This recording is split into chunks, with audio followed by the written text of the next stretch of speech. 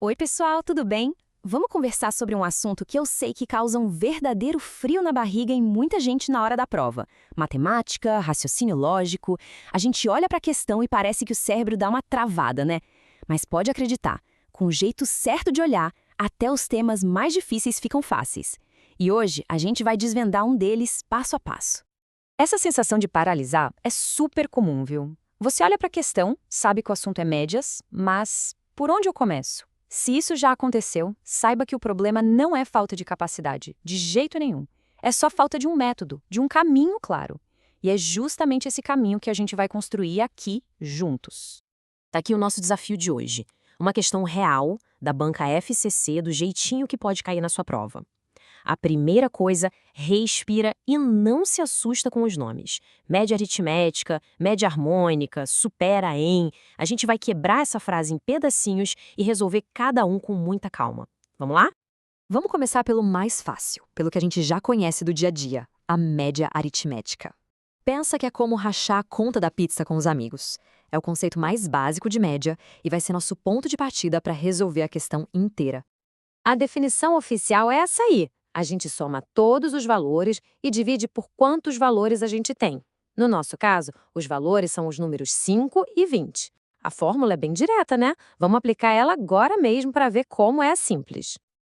Então, vamos para o cálculo. O primeiro passo não tem mistério nenhum. A gente soma 5 mais 20, que dá 25. Beleza. E como a gente tem dois números, o 5 e o 20, o segundo passo é dividir essa soma por 2. E 25 dividido por 2 dá 12,5. Prontinho! Chegamos no primeiro resultado importante. A nossa média aritmética é 12,5. Anota esse número aí no cantinho do caderno. Guarda ele com carinho, porque ele é a primeira peça do nosso quebra-cabeça. Ok, agora vamos para a parte que normalmente assusta um pouco mais, a tal da média harmônica. O nome é meio esquisito, eu sei, mas eu quero que você pense nela como se fosse uma receita de bolo. É só uma sequência de passos. Se a gente seguir a receita direitinho, não tem como errar. Olha só essa definição. O inverso da média aritmética dos inversos. Parece um trava-línguas, não parece? E sabe por quê? Porque muitas vezes isso é feito de propósito na prova, para te deixar nervoso para testar seu controle emocional. É uma pegadinha clássica. Então, a melhor coisa que a gente faz é ignora esse jargão por um instante. A gente não precisa decorar a frase, a gente precisa entender o que fazer. E é exatamente isso que vamos fazer agora, transformar essa definição complicada num passo a passo bem simples. Aqui está a nossa receita em 3 passos. Primeiro, a gente inverte os números. O 5 vira 1 sobre 5, o 20 vira 1 sobre 20. Simples assim. Segundo passo, a gente soma essas duas frações que a gente acabou de criar. E por último, a gente divide a quantidade de números que a gente tinha lá no começo, que são 2, pelo resultado dessa soma. Vamos fazer cada passo com calma. A parte que geralmente dá um nó na cabeça é somar frações, né? Para somar 1/5 com 1/20, a gente precisa que o número de baixo seja igual nos dois. É o famoso MMC. Entre 5 e 20, um mínimo múltiplo comum é o próprio 20. Então a gente transforma 1/5 em 4/20. Agora sim, com os dois denominadores iguais, a gente pode somar 4/20 mais 1/20, dá 5/20. Essa é a parte de baixo da nossa conta. Estamos quase no final da receita. O último passo é dividir 2 por aquele resultado, o 5/20. E aqui vem uma dica de ouro da matemática básica que salva a gente em muitas questões. Dividir por uma fração é a mesma coisa que multiplicar pelo inverso dela.